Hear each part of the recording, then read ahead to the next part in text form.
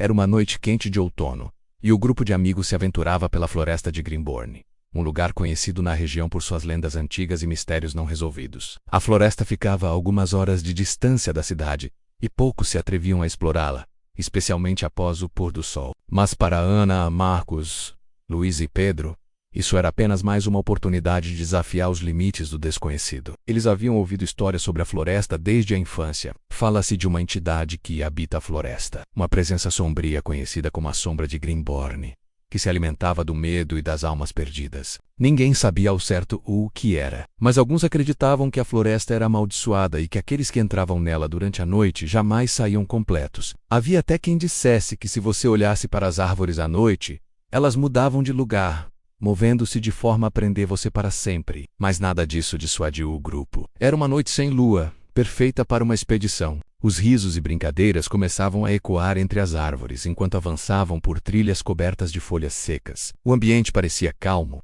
mas havia algo estranho no ar. O vento sussurrava nas copas das árvores, e as sombras das plantas, mesmo sem luz, pareciam mais densas do que o normal. Após uma hora de caminhada, chegaram a uma clareira, onde a vegetação parecia mais densa, quase como se a natureza estivesse se fechando ao redor deles. Ali no centro havia uma velha cabana de madeira com a estrutura desgastada pelo tempo, coberta por musgo e raízes. A janela estava quebrada, e a porta semiaberta parecia convidar a entrar. Eu aposto que alguém já deve ter morado aqui. Olhem essas marcas na madeira. Parece bem antigo, disse Marcos, tentando manter o tom de brincadeira. Mas sua voz estava tensa, como se algo o incomodasse. Vamos entrar. Vai ser divertido, disse Pedro com um sorriso de ousadia. Mas ninguém parecia realmente disposto a contestar. O medo estava ali, disfarçado pelo desejo de explorar o desconhecido. Enquanto o grupo se aproximava da porta, um estrondo ecoou na floresta, como se algo tivesse caído de uma árvore próxima. Todos se viraram rapidamente, mas não havia nada. O som não se repetiu,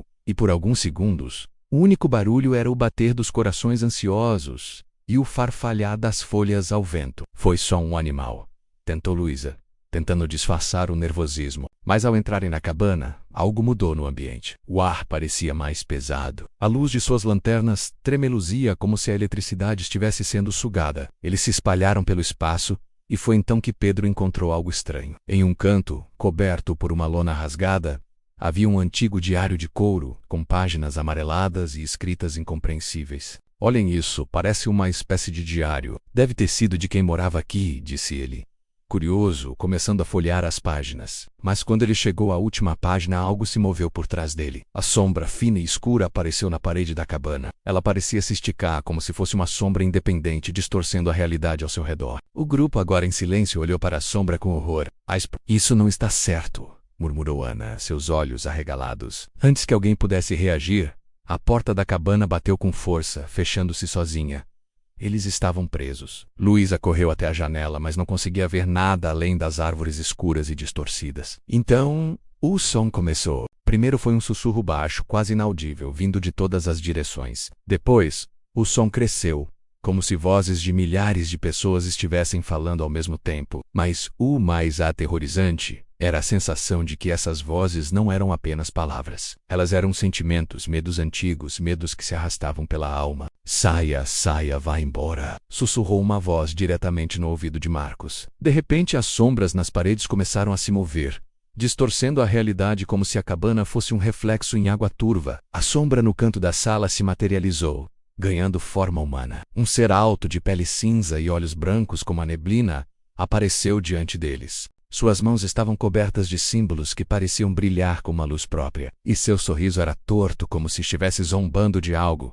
Bem-vindos, almas perdidas. Estava esperando por vocês, a entidade disse com uma voz profunda, quase como um eco distante. Ana tentou gritar, mas sua voz estava presa na garganta. O medo tomava conta de todos eles. A cabana parecia estar desmoronando ao seu redor, com a madeira rangendo e o vento aumentando a cada segundo. A sombra se aproximou lentamente, suas mãos estendendo-se como garras. Vocês foram trazidos aqui para nunca mais sair. Grimborn é um lugar que guarda segredos. E agora vocês são parte deles, a entidade falou, enquanto suas mãos tocavam as paredes da cabana, que começaram a se distorcer ainda mais. Com um esforço desesperado, Pedro correu até a porta e a empurrou com toda a força. Para sua surpresa, ela se abriu. Mas quando olharam para fora, a floresta parecia diferente. As árvores estavam mais altas, as sombras mais densas, e a trilha que haviam seguido antes já não estava mais lá. Estavam em outro lugar. Uma parte da floresta que não parecia ter saída. Não, não é possível, disse Marcos tremendo, e então o som das vozes voltou mais forte do que nunca. A sombra, agora com mais forma surgindo ao seu redor, os observava, esperando o momento certo para tomar o que restava deles. O que aconteceu naquela noite na floresta de Grimborn ninguém sabe ao certo. Mas uma coisa era clara. Ninguém mais viu Ana, Marcos, Luísa ou Pedro novamente. As lendas, como sempre, continuaram a ser contadas nas cidades vizinhas, e Grimborn permaneceu como um lugar proibido, onde a linha entre o sobrenatural e o real se tornava cada vez mais tênue. E quem sabe, talvez a floresta ainda os esteja esperando.